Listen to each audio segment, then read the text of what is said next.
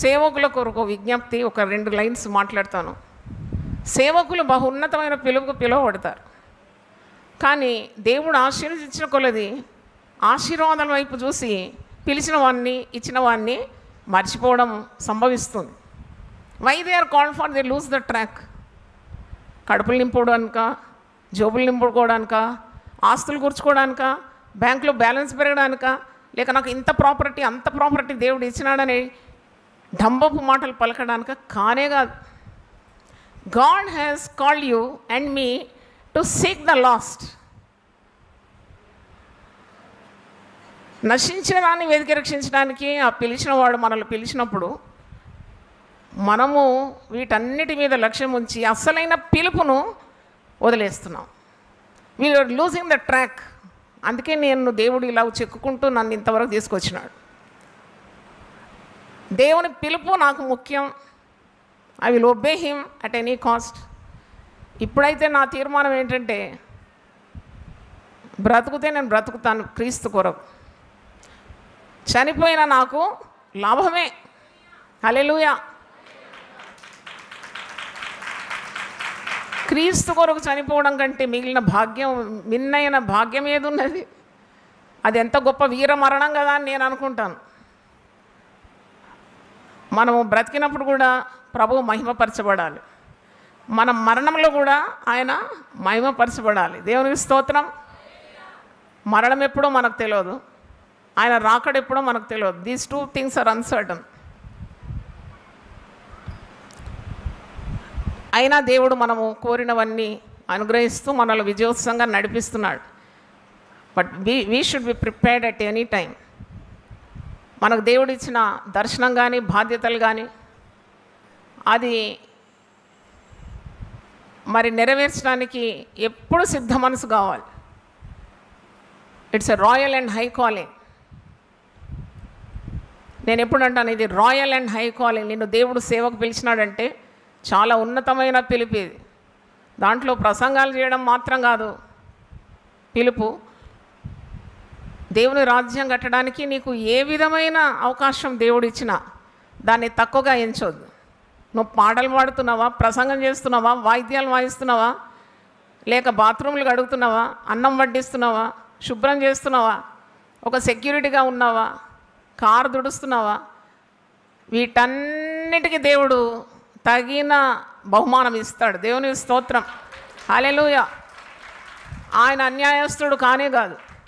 ఆయన ఎవ్వరికి రుణపడి ఉండడు. నేను 33 సంవత్సరాలు సేవ చేసి అనుభవంతో మాట్లాడుతున్నాను. నేను ఒక బ్యాంక్ ఉద్యోగం వదిలేసినానండి ప్రభు కొరకు. నేను ఇప్పుడు దాదాపు 11.5 లక్షల జీతాలు ఇస్తున్నాను. మినిస్ట్రీ సపోర్ట్ ఇస్తున్నాను. మనకు ఫారెన్ ఎయిడ్ లేదండి. No foreign aid, no FCRA. మా నాన్నగారు ఒక మాట చెప్పేది, భారతదేశంలో సేవ చేయాలి భారతీయుల కొరకు అంటే భారతదేశం నుండి ఉత్పత్తి అయిన డబ్బు చాలన్నాడు. దేవునికి స్తోత్రం. అయితే ఎవరిని అడగలేదు. అంటే ఇక్కడ నిలబడి దేవుడు నా పక్కన ఉన్నాడని నాకు తెలుసు. గుండె ధైర్యంతో చెప్తున్నాను, ఇంతవరకు ఎవరిని చేయి దాచలేదు. ఎందుకు ఈ మాట చెప్తున్నానంటే, నాకు డబ్బు అవసరం ఉన్నప్పుడు లిటరలీ నేను ఆకాశం తట్టు చూసి అడుగుతాను. ఒక వాకింగ్ కానీ బయట మా దగ్గర ఒక పార్క్ ఉంది, అక్కడికి వెళ్తాను. అక్కడ ఎవరు ఉండరు, ఎవరైనా ఒకరిని సహాయకురాలు తీసుకొని వెళ్తాను. లిటరలీ అక్షరాల ఆకాశం తట్టు చూస్తాను. ఈరోజు నాకు 3 లక్షలు కావాలి, ఒక బిల్లు కట్టాలంటే టక్కున అది వచ్చేస్తుందండి. మీరు నమ్మండి నమ్మకపోండి, నేను దానికి ఎక్కువ బరువు కట్టాను. ఎందుకంటే మీరు నమ్మితే సొమ్ము, మీరు నమ్మకుంటే దుమ్మంటారు కదా, నాకు తెలియదు. నేనైతే నా ప్రార్థన అనుభవాన్ని చెప్తున్నాను. నాకు డబ్బు కావాలంటే దేవుణ్ణి అడగాలంతే. కొన్ని లక్షల రూపాయలు సేవలో ఖర్చు అవుతుంది. కానీ I'm so happy to tell you, మీరు ఇచ్చే ఒక్క డబ్బు కూడా వ్యర్థం కాదు. దేవునికి స్తోత్రం. ఎందుకంటే నాకేం అవసరం లేదు, మరి మా కుటుంబానికి అవసరం లేదు. ఎంత గొప్పగా పిల్లల్ని ఆశీర్వదించినాడు దేవుడు. వాళ్ళు ఇచ్చేవారుగా ఉన్నారు, పుచ్చుకొని వారుగా లేరు.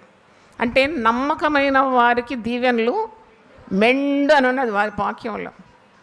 వాక్యం నేను 100% నమ్ముతాను, బికాజ్ ఇట్ ఈస్ 100% ట్రూత్. అందుకొరకు ఈ సేవ ఇంతగా విస్తరించింది. ఈరోజు దేవుడు నమ్మిన వారికి బాధ్యతలు అప్పగిస్తాడు.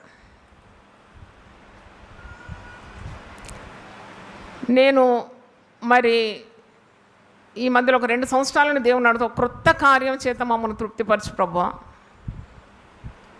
మమ్మల్ని ఒక క్రొత్త కార్యం చేత మా కొమ్ము ఎత్తాలి, నువ్వు మమ్మల్ని హెచ్చించాలి, గొప్ప సేవలు అందించాలన్నప్పుడే దేవుడు నాకు జూమ్ పరిచర్యలో మరి అనుకూలతలు ఇచ్చి 24 గంటల నిరంతర ప్రార్థన 24/7 దాదాపు 2.5 సంవత్సరాలు అయింది. ఒకసారి చప్పట్లు కొట్టి దేవుని స్తుతించాం. నాన్ స్టాప్ ప్రేయర్, ఆగలేదు. 23 ఫిబ్రవరి మాసం 1వ తారీఖు ఆరంభించినాం. ఇంతవరకు కూడా బలిపీఠం మీద నిత్యం అగ్ని మండుతూనే ఉండాలి.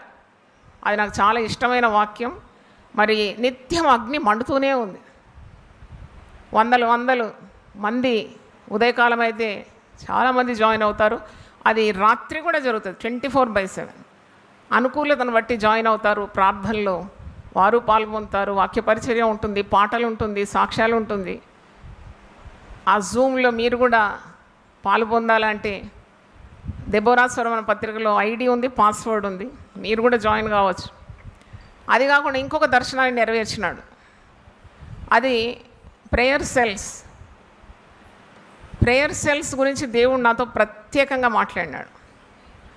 ప్రతి కుటుంబంలో ప్రార్థన ఉంటే గొప్ప ఉద్యోగం రాబోతుంది. గొప్ప ఉద్యోగానికి సూచన ప్రార్థన. Without prayer there is no revival. ఆనాడు ఏలియా చూస్తాడు అరచేయంత మేఘం. ఆ అరచేయంత మేఘమే కుంభవర్షంగా మారిపోయింది కదా. అలాగూ యూపీఎఫ్లో దేవుడు ఉద్యమాన్ని ఆరంభించినాడు. దేవునికి స్తోత్రం. అదే ప్రార్థన సెల్స్, ఈ నిరంతర ప్రార్థన. యునైటెడ్ పీపుల్ ఫెలోషిప్లో ఏ హంగామాలు ఉండవు, ఏ హైఫైలు ఉండవు, ఏదో మరి డెమాన్స్ట్రేషన్స్ ఏముండవు, డంబం అసలే ఉండదు. చాలా తగ్గించుకున్న వాళ్ళే ఇక్కడ ఉండగలరు. బైబిల్లో రాసి ఉంది కదా, కీర్తనలో 5వ కీర్తనలో, డాంబికులు అబద్ధికులు ఆయన సన్నిధిలో నిలవలేరు. చాలా దేవుని వెతికేవారే ఈ సంఘానికి రాగలుగుతారు, వచ్చినా నిలబడతారు. వాళ్ళందరి నిమిత్తం నేను దేవుణ్ణి స్తుతిస్తున్నాను. చిన్న ప్రార్థన. ప్రభువా నీ పరిశుద్ధ నామమునకు స్తోత్రం. ఇంతవరకు నీ దాసురాలు నోటికి తోడై ఉండి పలకవలసిన మాటలు పలకడానికి కృపనిచ్చినారు నాయన.